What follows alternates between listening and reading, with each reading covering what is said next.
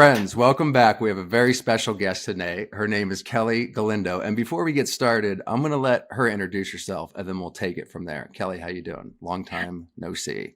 I'm so happy to see you, Doug. Yeah, it's been crazy this past year and a half and haven't been able to see you except, on Facebook. But thank you so much for having me on your platform. And I'm Doug's a very good friend of mine from the Actor Studio.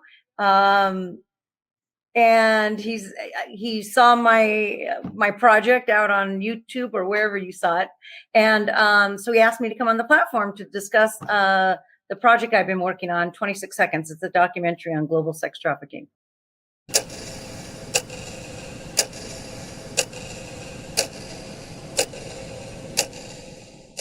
There's over 1.2 million children lured every single year into the sex trade. I'd never heard of people selling people, let alone selling children. Pretty much everyone is totally disgusted when they hear about grown men having sex with children. Nobody is okay with that. ពេលខ្ញុំមកដំបូងខ្ញុំខ្លាចណាស់ប៉ុន្តែបន្ទាប់ពី2 3ថ្ងៃកន្លងទៅបន្ទាប់ពីគេប្រាប់ខ្ញុំធ្វើអញ្ចេះធ្វើអញ្ចោះខ្ញុំក៏អាចទទួលយកបានខ្លះខ្លះចូលចិត្តប៉ះពាល់ខ្លួនប្រាណខ្ញុំមិនចូលចិត្តតែមិនអាចនិយាយអីកើតព្រោះខ្ញុំខ្លាចខ្ញុំគ្មានសិទ្ធិនឹងជ្រើសរើសខ្ញុំគ្មានទីកន្លែងនឹងទៅពីឈ្មោះខ្ញុំតែឈ្មោះខ្ញុំត្រូវបានគេបំបត្តិគេឲ្យខ្ញុំប្រើលេខជំនួសលេខនេះគឺលេខ26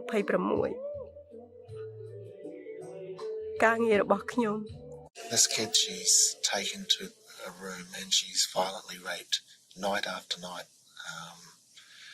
On average 4 or 5 times every single night. She would scream at the top of her lungs for somebody, for anybody to come and rescue her. I'm really proud of you too, by the way, young lady. For the audience, me and Kelly met at the Actor Studio. I know the Actor Studio people are going to kill me for saying this, but I don't care.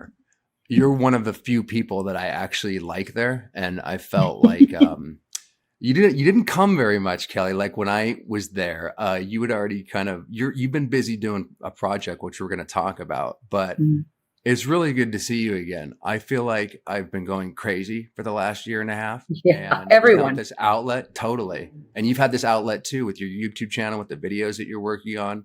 So first of all, how are you doing during all this? And then could you lead us into what you've previously been working on, but how it may have picked up? It's definitely picked up since the pandemic. Yeah, well, God, I've been working, it's hard to believe, but I've been working on this project since 2016. I started filming. And the reason why it took me a while to just get through production is because I was only filming either in the summer or in the winter break in January, because, in between my teaching. So literally I would just do one country, in the winter or in the summertime. So it took a while. What kind of video, so the audience knows, what kind of production were you doing? Well, I was starting out as a short documentary on sex tourism, actually, in Thailand and Cambodia. So Thailand and Cambodia was my first trip in 2016. I came home, edited the short. It did really well. It won like 20 awards, which is crazy to me, because it's so much bigger. After that trip, I realized, because I was originally going to just do a short, but when I got there, I realized that this was huge. And what happened was the organizations that I went with to be able to film undercover with the rescue agents and to meet the survivors and to be able to interview them, when they would trust me, they would introduce me to another organization, and then I would be going to another country and another country. So it kept getting like bigger and bigger, my project. So here I am now, 9 countries later that I filmed in. And literally, Doug, I could film every city, every state, every country. I mean, it's everywhere. It's crazy. Anyhow, oh, go ahead. No, please go ahead. I was going to say, but thank God I got done with production. I finished filming before the pandemic. Thank God, because I wouldn't have been able to travel anymore. But I had all my footage, so I was able to start editing.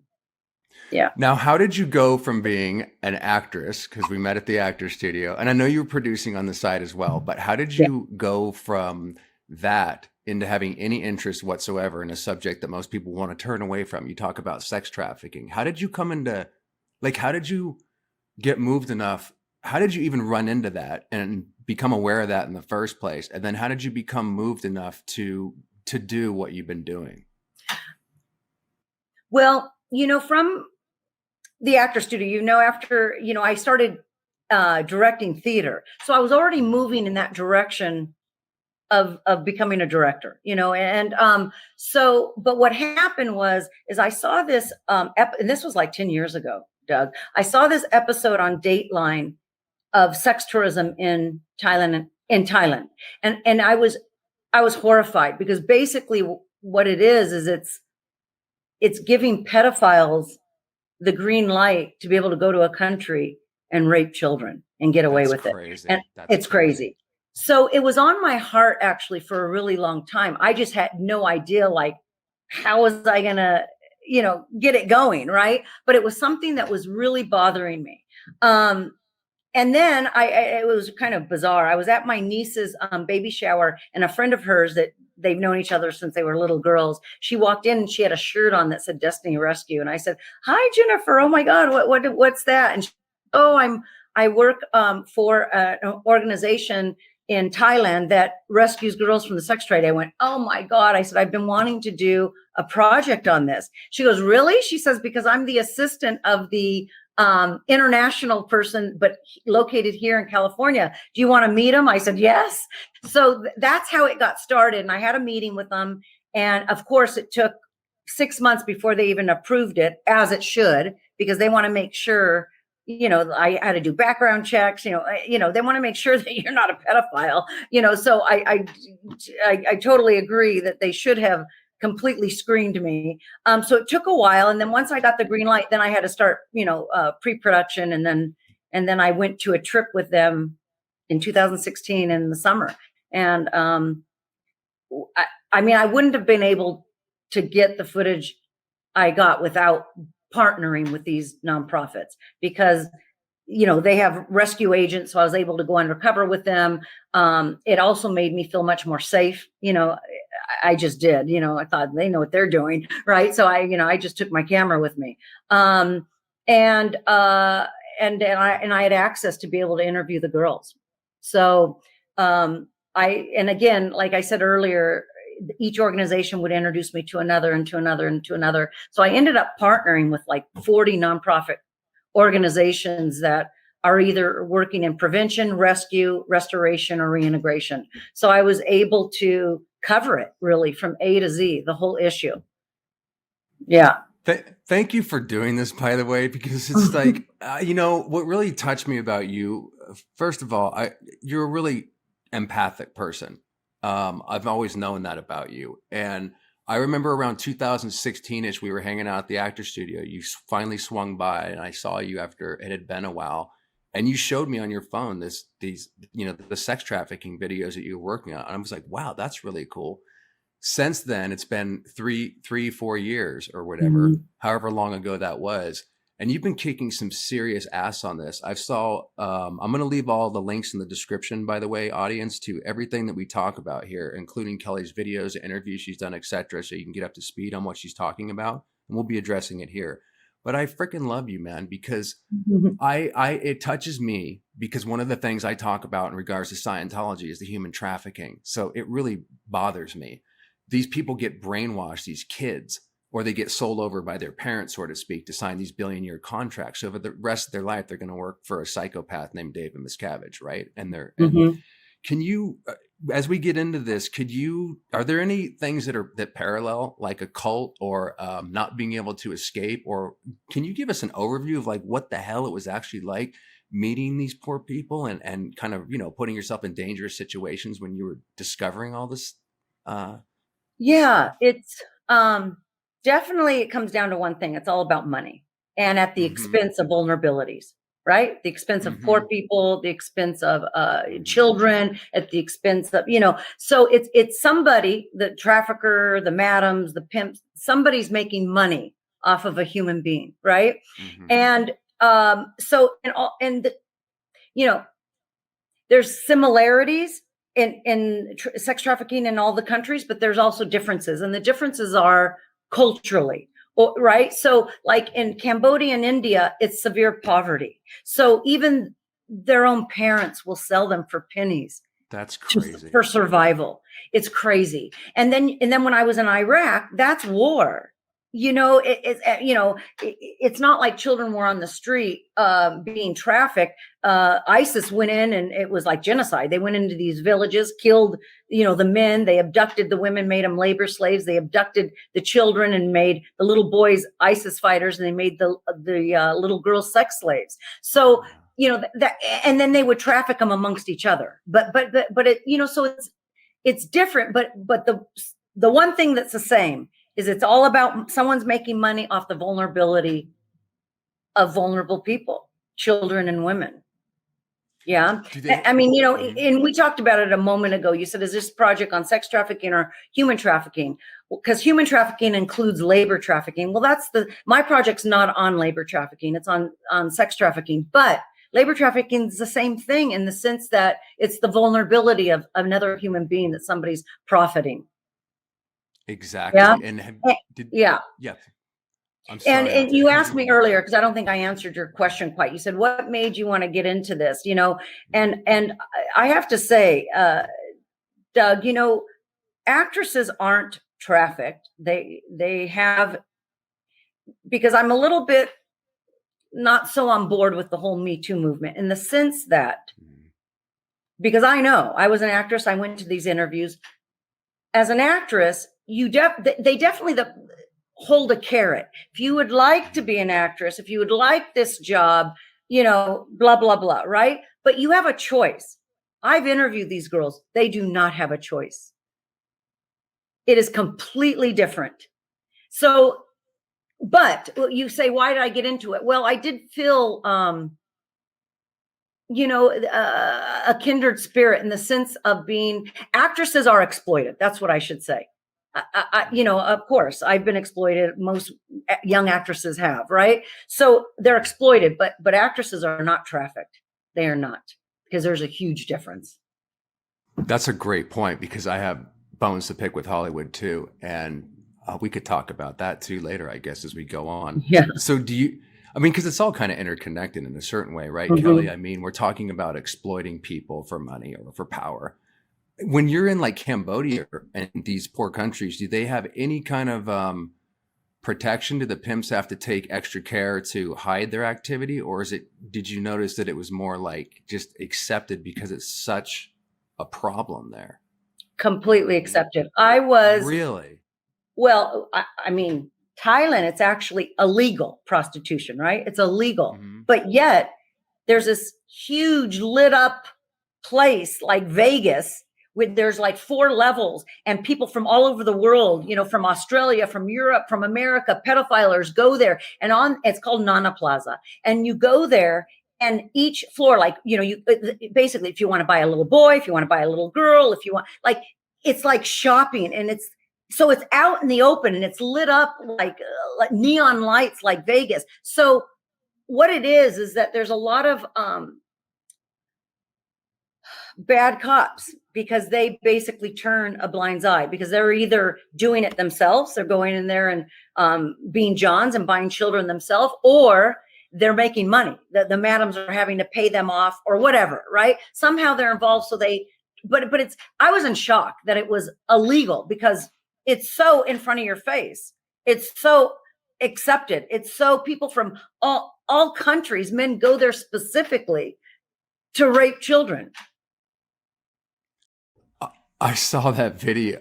I saw that video that you did. You even said in one of the interviews, I think, right, Kelly, that,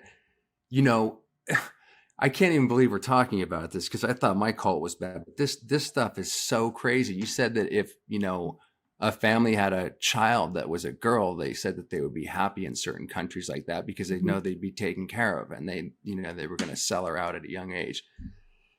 Yeah, they have little girls, and they feel like they've won the jackpot, because now they'll be able to have, to sell her so that they can have a TV or get drugs for themselves. I mean, it's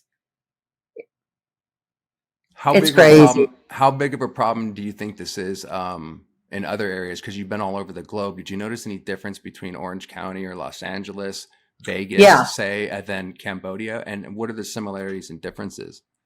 Well, again, similarities is somebody's making money. That's the similarities. But the differences are here in the United States, it's more about the social care system. You know, it's not a perfect system at all.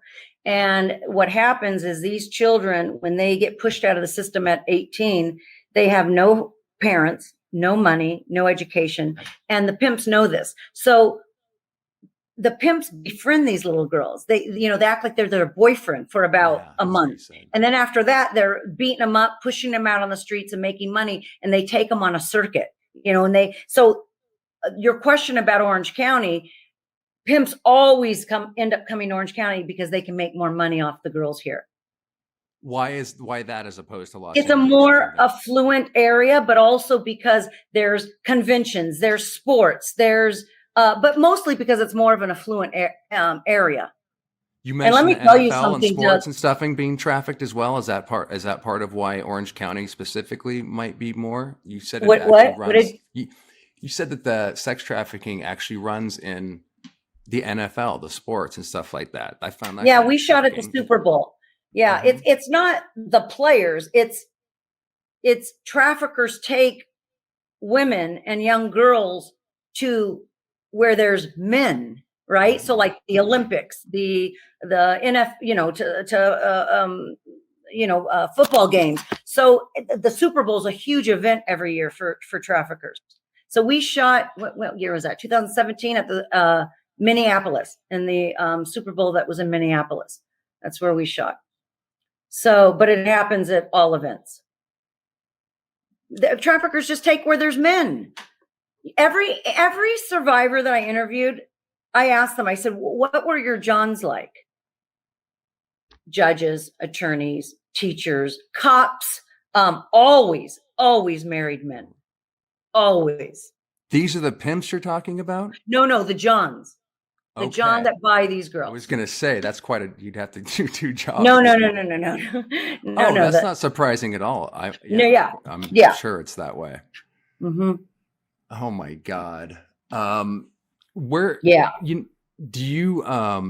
a lighter note, do you did you like acting more when you were on television and stuff? Or as you know, now that you're transitioned into, this activism work, and we'll talk more about, what you're doing and what other people are doing to help some of these people. How are you doing with this, young lady? Do you like you mean how am I handling it? Yeah. Is it doing this channel on Scientology, nobody sees what goes on behind the scenes, but it freaking weighs on you because you have to, just deal with, I don't feel super traumatized because I dealt with it, but bringing it all up again. And let me ask you this. Have you actually yourself in Hollywood or even as a child, did you experience any of this yourself? And did that help to motivate perhaps, some of the cause, Yeah. Well, I wasn't, like I said, I was not trafficked, right? Because you have a choice, but I certainly was exploited. You know what I mean? So anytime, so I just have a heart for, especially, when you're going through it at 20, you're just wanting, you're like, you're wanting that carrot, right? So you are playing with the devil, really, is what happens, right? And as you age, the less, I always, even in my 20s, I always knew what was going on, but I just didn't speak. When you get older, you start speaking. You start going, no, sorry, right? And so what happens is, I think it's just a natural seasons of life. And when you become older, that's why I started directing. That's why I started teaching. You're passing on your craft to the younger generation, right? And it's just natural to then want to protect younger girls because you've been through it at 20. But again, I was not trafficked. I'm telling you, it's a completely different thing. What do you think it was kind of like in Hollywood? How would you describe it? I mean, I didn't have anything happen, but the thing is, Kelly, like, how do I explain this? Like, so I haven't, you know, when this, right before this pandemic hit, I spent like 12 years trying to understand what happened to me. And I was ready to go back into the acting business before this pandemic hit. Headshots over again and get the agent and all that stuff. And I was starting again. And I was thinking, dude, I don't want to go back to, I mean, I need to act like you. We're creative people. I feel like that's kind of like, I need that, like I need air. But the Yeah. thought of going back to Hollywood and being able to reflect during this pandemic, it's made me think about a lot of things. Hollywood is corrupt as fuck. I don't know if people really realize how bad it is. We're not talking about just the Harvey Weinstein thing and stuff, you know?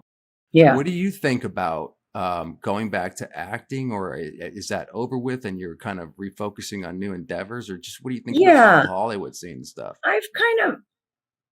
I remember even when I was young, I knew that I never wanted to be an old actress. Like it wasn't my thing. Like I wanted, I did. I mean, I wanted to have fun when I was young, and I'm really happy where I'm at now, teaching, directing, and being, you know. Do you feel like you have more? Do you feel like me, where you're a little more, as they would say in the cult, on purpose? Meaning like you're doing your purpose or your calling or whatever. Yeah. I wanted. Did you want to become, you know what it's like in your 20s, you want to get on television, you want to be famous, all your fucking friends see you or whatever. And it can be kind of just, you know, whatever, you want to make it, right? Once I quote unquote made it, Kelly, like that's when I really started to wake up, and I realized I was in a cult. I was like, Hollywood wasn't quite what it seemed, and I didn't know what the hell was going on. Did you just like segue? I want to talk about like kind of how you grew up in, you know, with the whole acting thing, and what you think about, you know, what's going on right now, and not being able to see Martin Landau and all the discord that's been sown between, you know, members and stuff there. And just how are you, can you just tell me from the beginning, like how you kind of did the whole acting thing and what you think about Hollywood and that kind of stuff? Well, I remember even when I was young, because I started training at the Lee Strasberg Institute when I was like, God, probably 18. And I remember even then, I knew that I wanted to learn a craft. So I wanted to go to the Lee Strasberg Institute, right? You know, I wanted I knew that to have longevity in a career, you have to have not just talent, but craft. I knew that even at a young age. So I took my craft seriously. And you know, from being an actor, and especially at the studio, real craft means truth. Yes. Right. And Martin Landau preached that. And so did It's about truth. Yeah. Yeah. So Exactly. like, it's kind of weird that people call it acting, because I guess bad actors are acting, but good actors are truthful. They're not acting.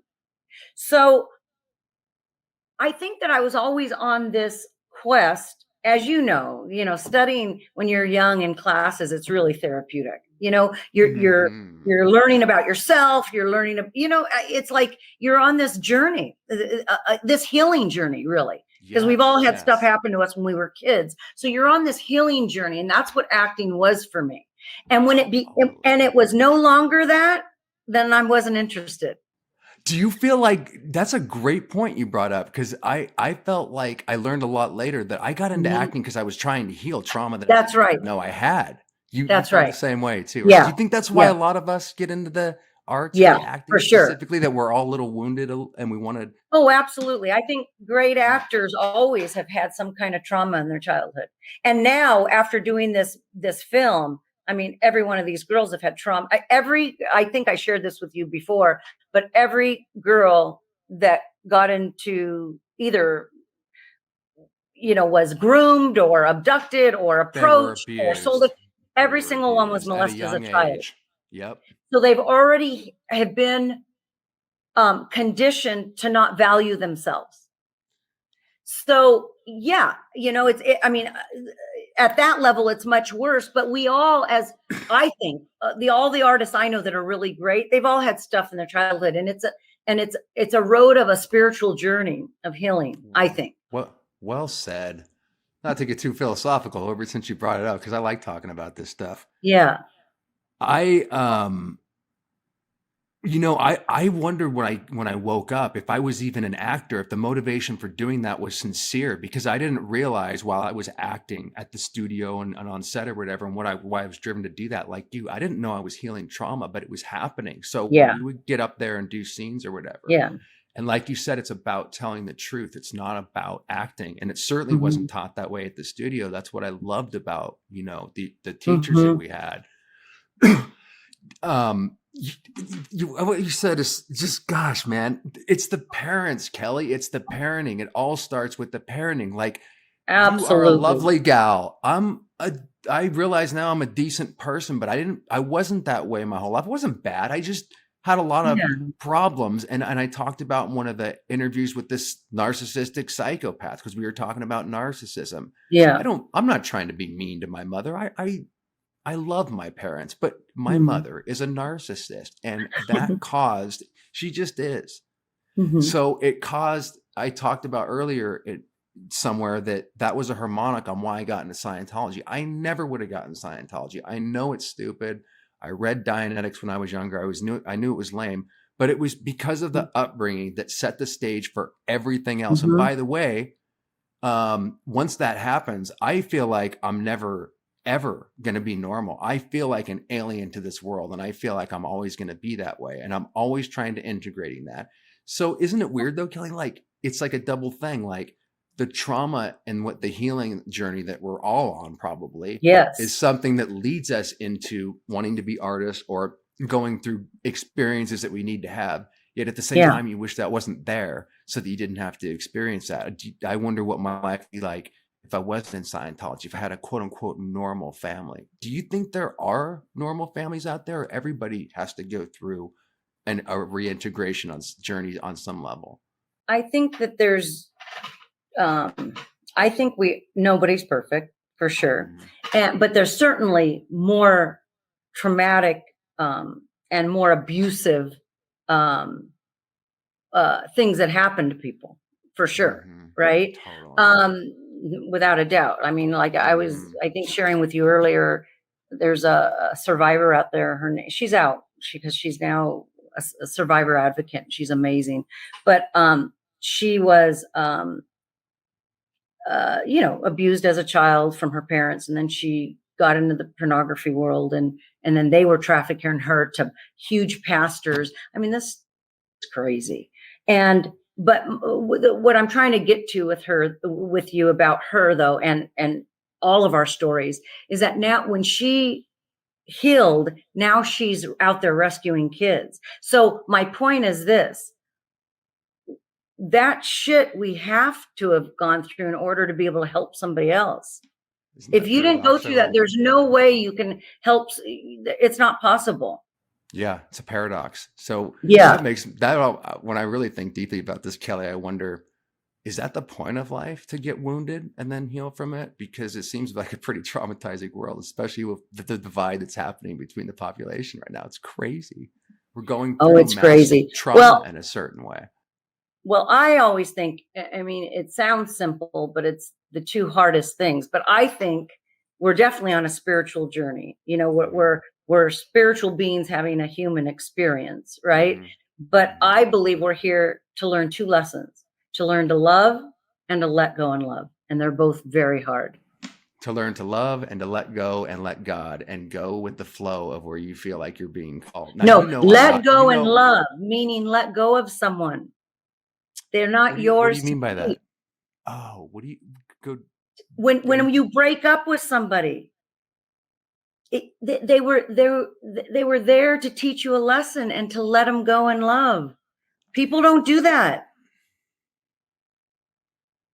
I'm not going to start crying during this interview, young lady. I thought this wasn't going to be heavy, but you just pinged on something. You know, I haven't spoken with my parents forever. I felt like I had to go through the trauma, Kelly, of having to delete them from my life. So I was crying like every day, trying to I needed my parents in my life because it's a natural bond.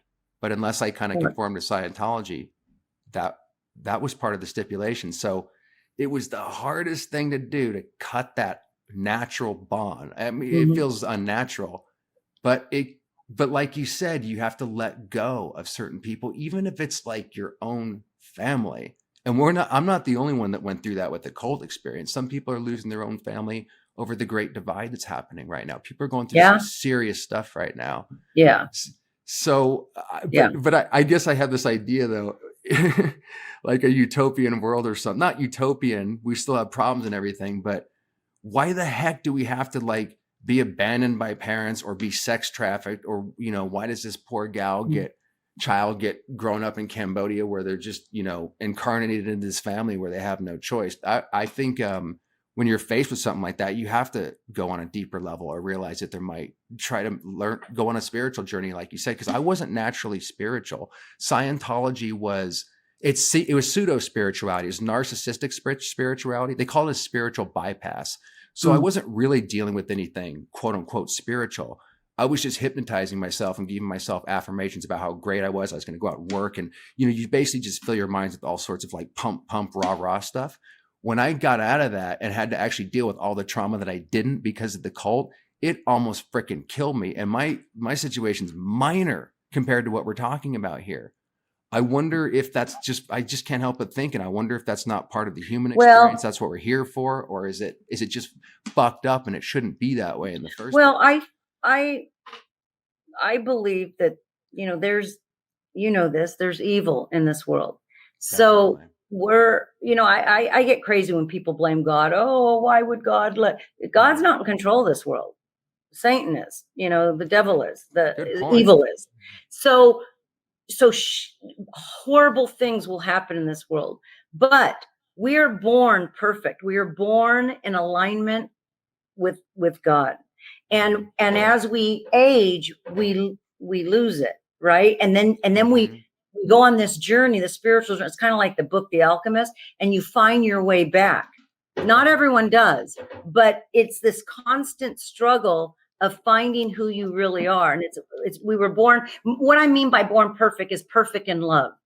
You know what I mean? Like, and then of course, you know, and so we're finding our way back to that. And the reason I share this is because, yes, these girls that I interviewed for this film have gone, especially, oh my God, the worst interviews ever were the girls from Iraq, from ISIS. It was awful. But my film, because it's life, I mean, any great movie also has that, but they're gotta tell the truth. Yeah. Well, not only the truth, but it's like they went through hell, but there's hope at the end. A lot of, like, some of the videos you saw on YouTube are some of the girls that now are survivor advocates, and they have foundations, and there's no way they could reach out to girls if they didn't go through that themselves. Exactly. I want you to know that survivors, not all become survivor advocates and there's a happy ending, because survivors, it's a lot like an addict. They can go to rehab 3 or 4 or 5, 6, 7 times and they can relapse and relapse. You know, they don't get healed on the first time. It's the same thing with survivors. Wow. What have you seen, Kelly, like on this journey? Like, first of all, I mean, didn't it shock you to just, you know, jump in the plane with your camera and actually see this firsthand? And how did you even get access to talk to the gals to begin with, to film? Well, access, like I said, was me partnering with these nonprofit Christian organizations, and then that's how they would let you film, get in and talk to the gals, because I imagine it's kind of exclusive, right? Yeah. And like you said, they had to do a background check. So you had access through who specifically? These are the Christian Foundation churches? Yeah, if anyone wants to, because they're great organizations, they're solid. You can, when you go onto my website, there's a tab that says partners, and then you can click on the logos and it'll take you to their website, so you can find out what they're doing in either prevention, rescue, restoration, or reintegration. And these are all solid, and not all nonprofits are good. Let me tell you, there's some out there that like the Clinton Foundation, you know, they got billions of dollars and then they only built 6 houses in Haiti, you know, so there's some bad nonprofits, but I can tell you, because I traveled with them, and I see the work that they're doing. They're in the trenches doing the hard work, and they have rescued girls and they're restoring girls, and they're really doing great work. I mean, and you know, somebody else had asked me this. They said, I think it was Mel K actually, but she says, exactly what I'm saying, that there's not all foundations are great. And I said, well, you know what, Mel? I said, this is the beauty of producing and directing your own film, because you can film and truth always is revealed with time. And if I found out that one of these organizations were, not on the up and up, I wouldn't include them in my film, period. How do you find that out, by the way? Because when I was coming out of the cult, I talk about there's many controlled opposition levels. So right when I'm going to talk about a story specifically on my channel, but Kelly, I got to tell you, I got fucked coming out because, like you said, and I know these gals must go through the same thing. They're at their lowest point. They absolutely at this time need help. And then they get roped into something that is even probably worse and more evil. How did you even know to trust this organization? And then, like, how many of the gals actually find this place or something like it? And how many, just get sucked back in when they think they're getting help? You know what, Doug? It's, they were investigating me, but I also was interviewing them. Let me tell you. Nice. Right. Yeah. And I know, because I got my master's in spiritual psychology. And I remember when I went there, because they're saying great things and to help heal people. And even then I was watching and I go, okay, they're saying great things, but they're missing the main ingredient. And the main ingredient is God. I was going to say caring, love, If you just went to therapy and didn't have God, I don't know how much you can heal major trauma. If you just went to church and didn't go to therapy, I don't know how much you can heal. You need both, in my opinion. So these organizations, I wanted to make sure, well, they're not just nonprofits. They're nonprofit Christian organizations. They have God in the center. God is the only thing that could heal that kind of trauma in a child. It's not a human being.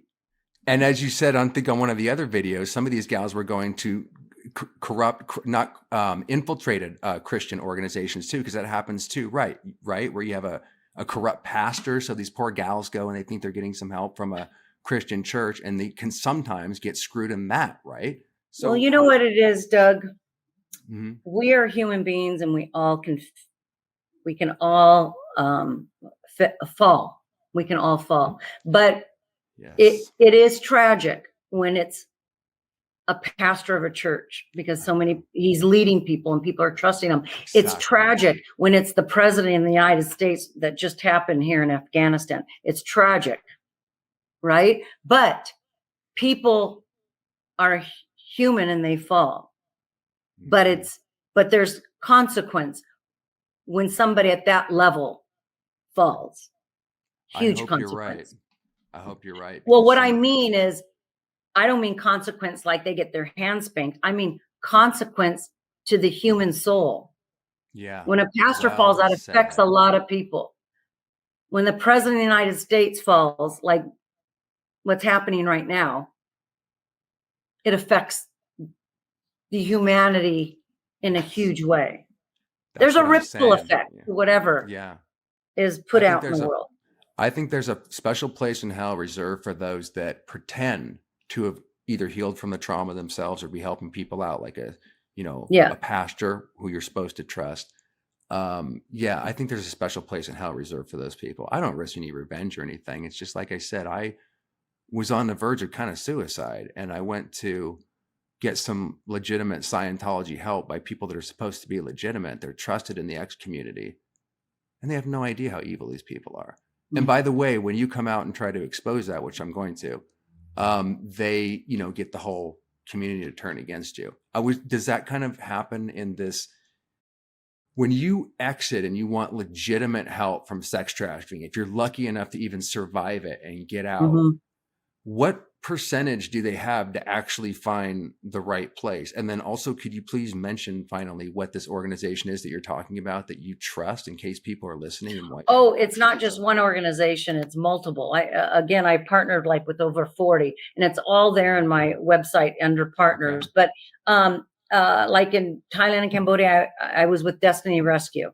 When I was in Iraq, it was with Side by Side Church. When I was in East Africa, it was called Christ Hope International. When I was in Mexico, it was called Magdalene Hope. So there's all these great organizations. And let me tell you something, Doug.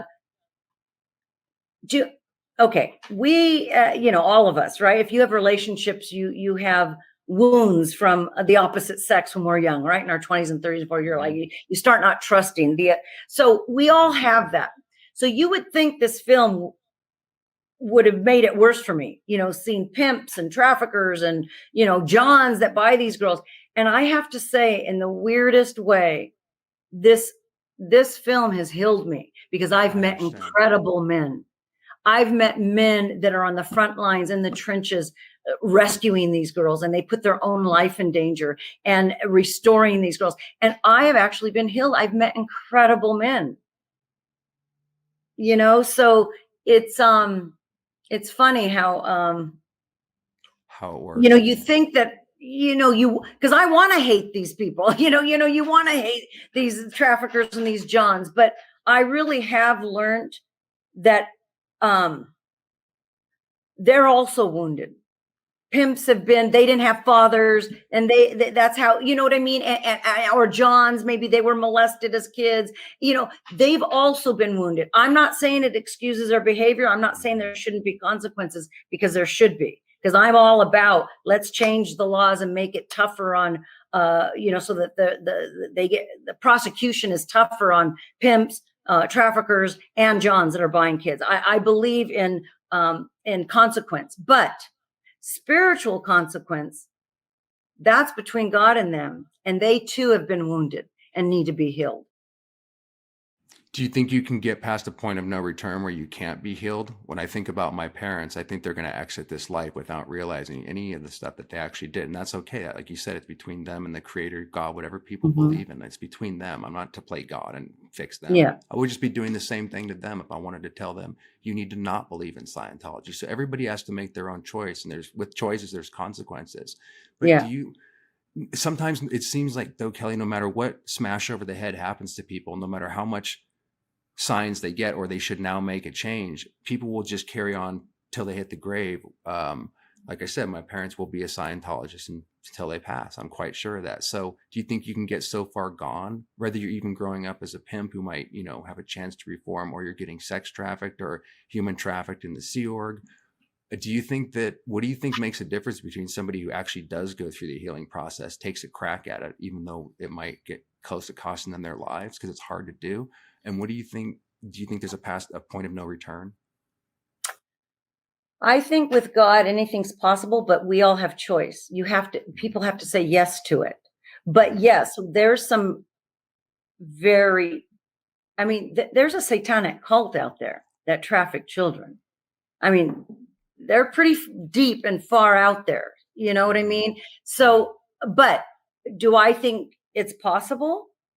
Well, yeah, anything's possible with God, but we all have choice. They have to say yes to goodness, yes to light, yes to God. They have to want to get out. Yeah. Some people are just pot committed the other way. I'm trying to wake up my parents so much, Kelly. God, it's you just give up. You just live your life. Like you said, sometimes you have to cut certain people out of your life to get your own lesson. They might be your parents, or there might be somebody that you're close, your boyfriend, your girlfriend, but they might just be coming in temporarily as a demon, quote unquote, to teach you a lesson, and because it's all about lessons. Yeah. It's all about learning, we'll get that lesson over and over and over and over and over and over again until you get it. And then you get new lessons. Exactly. It never stops. It goes on forever. What are some of the most profound effects that this had on you, either people that you met or certain experiences you had? Because you went to 9 countries over 3 years. You're dealing with, literally up close and personal. What are some of the experiences that you had? Well, first off, these organizations are, really, like I said earlier, they're in the trenches doing the hard work. I'm just documenting what they do. And so I think that the main thing I got out of this is that when you have purpose, when you say yes to your calling, oops, that was my kitty. Can we see your kitty? That went right across. Your dog or cat isn't nearby. You can't show people your animals, can you? And guess what? My cat's Let's names bring in are. a freaking animal with this depressing talk, man. I need to see your cat or your dog. Come here. Guess what their names are? How am I going to guess? Okay, guess. It could be any name. How am I? Is it something because I know you and I might be able to have a clue here? It could be. I'll just tell you because it's hysterical. Okay. Marlon Brando, Marilyn Monroe, Elizabeth Taylor, nice. and Jimmy Dean. That's hilarious. Now, where on earth did you get those from? Those are all studio members too, right? Yeah. Was James Dean? He got in the studio too, right? I just love going to the vet and they'll call my cats out. Marlon Brando, Marilyn Monroe. That's classic. We can't see your cutie pie, can we? Is he? Come here. This is Jimmy Dean. Jimmy. Oh, Jimmy Dean. If he comes back by, I'll grab him. He better be a handsome devil. Whenever he comes back. Yeah. But what are some of the things that left indelible marks on you? You know that. Well, for sure. You said it. The rescue agents, they risked their lives. The girls, I mean, to go, what they've been through and to come out, the ones that come out on the other side, it's remarkable. It really is. It's all God that does the healing. It really is. What else have I learned? Well, Iraq was crazy. Like I was there when ISIS was there. So, I mean, that was just like nuts. I think the two things that were healing for me, like I just said a moment ago, was one that, I could have gone where I hated men more. And I went, that wasn't the case. I met incredible men that I respect highly, and it healed me in a lot of ways. Also, I used to be afraid to death all my life to have children because I thought nobody's qualified to be a parent. Like it's the hardest job ever. That's what I felt, right? I had big fears. And then when I went on this trip and saw parents selling their children to men for sex, for pennies, it healed me. I used to think I was underqualified. I'm overqualified, and now it's too late. Now I'm, older and I can't have children. Right. But anyways, this experience and this is, and this, Doug, from being an actor, it's all about, Marty would say it. It's all about being in the process. If you stay in the process, magic happens. Yeah. Like I would have liked this project to be done in 2 years, but, but I'm on this journey of not only my own healing, but of being directed by God where he wants me to take this project and learning to trust, to let go and trust. It's definitely God's project, and, first it was a short and it did well. And then COVID hit and I couldn't edit. So I edited at home, just those like 15-minute videos and put on YouTube, to create awareness about the issue and to create awareness about 26 seconds. But I also really wanted to highlight these nonprofit organizations that are doing great work because they're not all going to fit in the feature. I went to 9 countries. So if I have a 2-hour feature, each country only gets like 15 minutes. Right. So I really wanted to be able to highlight certain survivor stories and that have become survivor advocates, and they're doing great work. And I wanted to highlight these nonprofits that are doing great work. So it is what it is. It's the process. And I've surrendered. Like, okay, God, all right, is this what you want me to do right now? This is what I'll do. So where I'm at right now is I'm going to do a few more videos from the U.S. content and put on YouTube. And then I'm raising funding to complete the feature. That will be next. Can you please tell people where they can go to support you and stuff, and while you're talking about this, where they can actually help you if they want to? Yeah. Well, you can go to my website, which is 26secondsdoc.com. You're going to put it on the thing, right? I'm going to put everything in the link. Okay. So 26, and I should tell people what 26 seconds means. It's pretty horrific, but every 26 seconds, a child is trafficked globally. It's probably pretty horrific. Even lower than that now. Oh, you got that right, because we don't know the numbers on the internet. We have no idea. By the way, Doug, talk about this last year and a half of being in COVID. Very You said scary. it went up. You said it went up. Oh, Are you talking because about it's because of all the online internet? now. It's The all internet. online. But with the COVID and travel restrictions and everything, does it make it harder? I hate to use the word meet up, but you know what I mean. Does it make it harder to They don't traffic, care. or has it actually gone up the roof? They don't care. They let these girls get sex, STDs. They don't care if they get COVID. Yeah, they could no care shit. less. Fuck, man. They don't care. So it hasn't. Do you think it's hindered? The It's gotten pandemic has worse. hindered worse? And let me tell you something. Children that live in abusive families and that are being molested by their father or uncle or grandfather, not going to school, and a teacher not being able to see that something's wrong and ask them, these kids have been in hell for the last year and a half. Wow, that's Hell. a good point. And families too have been stuck with each other because the economy, people have had to move in, and do you think in a certain way this is like everybody getting like as the masks go on, as I told you earlier, everybody's mask seems to be coming off. So do you think this is also an unveiling, or people's true characters maybe finally coming to the fore? Because like you said, I'm not a Christian, Kelly, but I do believe in evil, and I do believe with what you're talking about. I didn't get myself out of this situation. I had a guiding force. I don't know what the hell that was. I call it my intuition. I couldn't think straight. It's hard to even describe, but I couldn't use my mind to get out of my situation. And every day I thought I was going to die because I was homeless for a while. It was hard. I couldn't even ask somebody for $5 to get food. So I was just going to sit there and rot. I had miracle after miracle after miracle, synchronicity after synchronicity.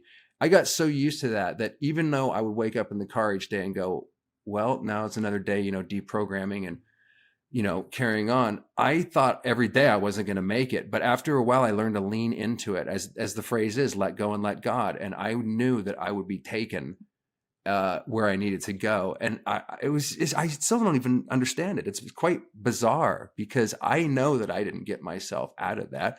Yeah, I had to do the work, but I didn't have a brain, a mind to navigate myself out of this freaking thing. And I'm so thankful for that experience because, like I said, it accidentally made me quote unquote spiritual. Whereas before I was just kind of a narcissistic Scientologist. I didn't even believe in anything kind of outside of my own drive. So my awakening experience out of the cult definitely opened my eyes. It scared the shit out of me. I mean, I think you have to be willing to go on not even willing. You just either do it or you don't. I was going to die if I didn't, kind of have some trust after a while and to be able to dig myself out of this. But I absolutely believe in what you're talking about. Do you so maybe like in a weird way, like on a global scale, we're just getting a chance to maybe process what's been there all along? Because I learned a long time ago when I was coming out of Scientology, like you said, I got a really close taste of evil. I know it exists. And also, like you said, people are people. The pimps that get traumatized too. I hate to use this as an example, but Charles Manson came out. I was just working on a video with him, and I used to think Manson, okay, I'm not justifying what he did. I'm just saying his mom pimped him out for a freaking couple bucks, dude, when he was young. That he, you could tell in his demeanor that set the stage for him. I think he was just used as a tool too, to go, to be used too. While he used people and had his own sex cult, he was also perhaps being used by the powers that be. So it's this constant cyclic, generational, intergenerational trauma. And that's what I'm saying. Like, how the hell do we ever break this thing? Because once it affects, like my parents, they're good people, but they're raising my sister's kids in frickin' Scientology probably. They were when I saw them years ago, I couldn't even deal with that. I was watching my grandkids, they're not my grandkids, whatever they're called. I love them, but I couldn't even be around them anymore because my parents' indoctrination was getting to them. They were being, pushed into the church, and my parents aren't evil or anything, but I'm like, I know what's going to happen to them. It already started happening. They're going to be fucked up in a certain way. And it's like, how the hell do we break the intergenerational trauma if it just is so deep and it just keeps going on and on and on? And maybe, are we even supposed to, Kelly? Is that part of and your, religious tradition, is that just part of the overall huge grand scheme or journey of things? Or what do you think about that? I just think that we all have choice. And that intuition that you talked about, you said you had this intuition, you had Mm-hmm. these things that happened. That's God talking to you, but you said yes to it. You I said didn't yes. have any choice. It opened itself No, you up because I didn't did. have a mind to work with. Well, I could have sat there and rotted. It's hard to explain, Kelly, but You could have gone back to Scientology. You didn't. There was something that was Yes, you're leading right. you to the light. There was something that was leading you. Very For interesting. sure. I felt like being pulled because I got ripped out of Scientology today. I got ripped out. It wasn't slow. And I was suddenly in this pool of trauma. Whereas before I had my family and I had the nest and I had my acting career and everything was great, but it wasn't great at all. I was dying Yeah. inside the entire time. It's the best gift I ever got, being awoken. And I'm glad I went through that. And I'm glad I got to shake hands with the devil because it taught me and opened my eyes up to the scale of evil in the world. And if I was just sailing through life, just normally going to my job, keeping my head down, I would have no idea what's going on in the world right now. But I do. I don't talk about it a lot because as soon as you start to talk about anything that, I mean, you know, Kelly, we're all at each other's throats on every level, race, political, religion, everything's being, you know, kind of, we're clashing. So I try not to even bring those subjects up, you know, but I feel exactly what you're saying. And, you know, it's just cool to talk to you, man, because I've been sitting here like you know, since the pandemic, and I don't have a lot of people. That's the thing about coming out of a cult. And I know the sex trafficking victims, they feel exactly the same way. They feel like an alien. They don't have anybody that they can trust. They don't have anybody that, unless they've been, you know, they had a friend that went through that themselves, they really wouldn't have anybody to totally relate to what they went through, right? If they're dealing with pimps, traffickers that are exploiting them, you know, manipulating them, beating them, making money off of them, then John's men, grown men that are their father's age or their grandfather's age, buying them. These girls are around nothing but evil and darkness. Yeah. Nothing but. That is why I think these organizations, when they rescue these girls and restore them, the only way that they could be restored, spiritual healing, have to. It would have to be. I totally agree with you that. They were in so much darkness, so much evil. What percentage? Awful. What percentage, if you had to guess, actually survive it and make it out, as compared to those that just kind of? What do they do? They just die, Kelly, eventually, or do they live it? Oh, most of them die. They die of drug overdose. They die of, you know, yeah, most of them. I don't know the percentage. I just know one thing: they don't get out without God. That's what I know. Like you said, and I heard you say in previous videos, like a drug addict, they don't get out on the first step either. They're addicted. And that's crazy what you said, because that made so much sense. So people go, how could somebody fall for this? Or why wouldn't you just get away from this abusive partner? They love bomb them then, right? Into them being their boyfriend. Well, like these, when they're well, when you think about it, Doug, when a little girl, some of these girls that were trafficked between 12, 13, 14, 15 years old, that's a little girl. So when like, let's say that the police come up to them and they're asking them questions and wanting to put the pimp in jail, they think they're in love with them. That's crazy. The little girl. So what do they do? How do they manipulate them to make them fall in love with them? How do they actually go about it? It's their first sexual experience. That does it for any girl. Totally. And at 12, though, you're saying 12 or 13? At 12, they don't even have the emotional capability to, right? And so they think they're in love with them. Wow. So they're hooked they're hooked on that moment. They're young, like you said. That's obviously these are little girls that don't have like the ones here, you know, mostly in the United States. They're getting out of the social care system. They have no family, no job, no money, so they, not only is it like family, it's a sense of belonging. It's a way to survive. I mean, it's survival at the most. You know what I mean? Like, I know what you mean. You're describing exactly what it's like being in a cult. I'm telling you, it's very similar what you're describing, because when you come out, the addiction to be pulled back to in this case, to make money, it's all they know. The alternative to go into the scary zone where they know nothing and they don't know what lies there. It's just a miracle that people can actually pull themselves out of that eventually. I had one girl tell me that and I love her. She said she kept going back because she was addicted to the adrenaline rush of jumping in and out of cars. That's what she said to me. That makes total sense to me. That's what she said.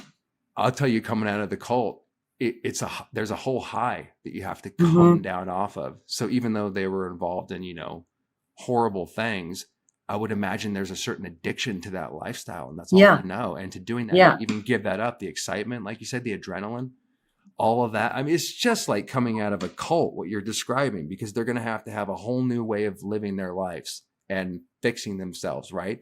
So that they're not susceptible to ever being pulled back into that. Have you ever seen people that or that some of the people that that rescue these people where a gal has gone back after 10 years or something? Is it constant? Like, maybe AA, where you have to constantly go to the meetings to make sure you don't go back?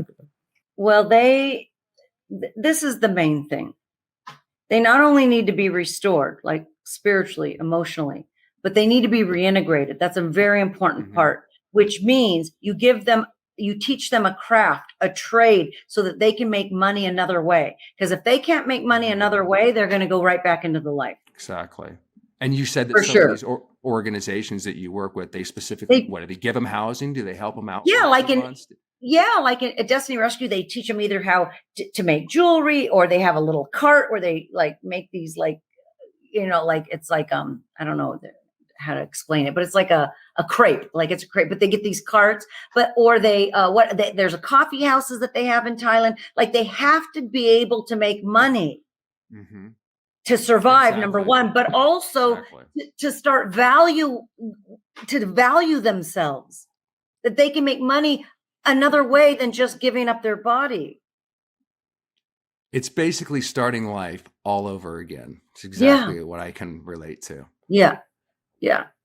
That's absolutely Kelly, we have a lot more to talk about, but I guess we're on the hour here. Okay. We can bring you back and we can do a second one or a third one, whatever you want to do. No pressure either way.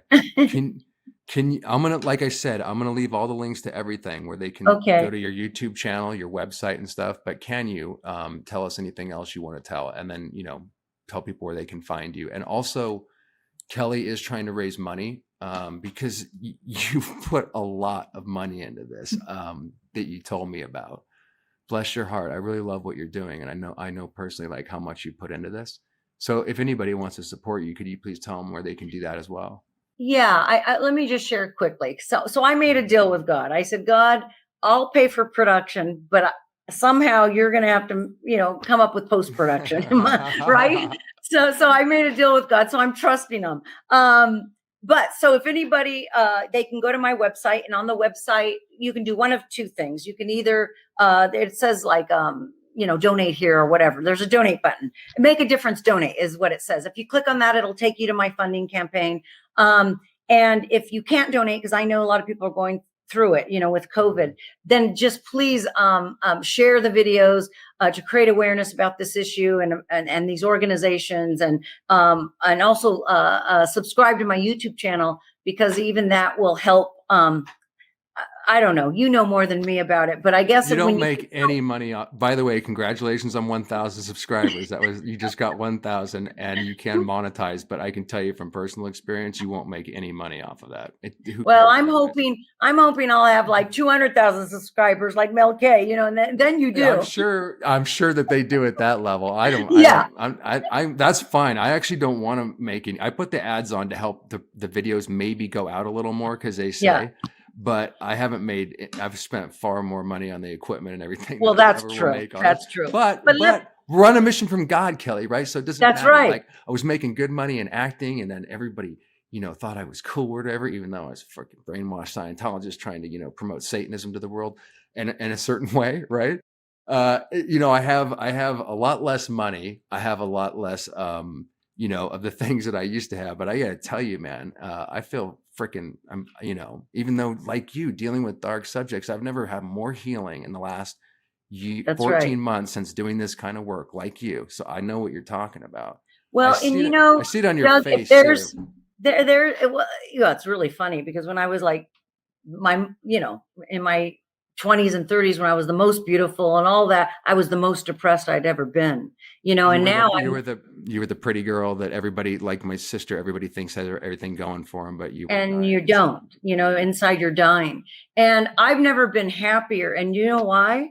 It's because when you are, first of all, aligning with God, right? You're aligning with God. But secondly, when you have purpose, and if right now, I'd really want to say to your audience, if there's ever been a time, now's the time to step out into your calling. Now's the time that we need it more than ever. Absolutely. I'm really glad you More said than that. ever. We have to. Now is the time to be Now's the brave, time. grow a backbone, and start challenging evil.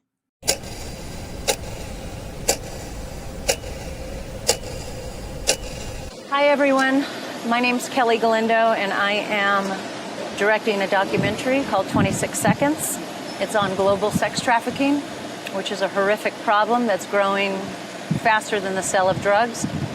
And the reason being is because a woman and a child can be sold over and over and over again, and a drug can only be sold once. People think that it's just happening in third world countries, and it's not. It's right in Orange County, Los Angeles, and throughout the United States.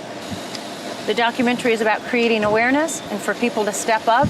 I wish everyone was here with me, because when you're actually here and looking at these girls' faces and hear their stories, it's heartbreaking. But I do want you to know that there is a happy ending. That changes the one life, the one little girl that gets rescued and restored and reintegrated. So all we can do is rescue one child one by one. So thank you so much, and I hope that you see my documentary, 26 Seconds.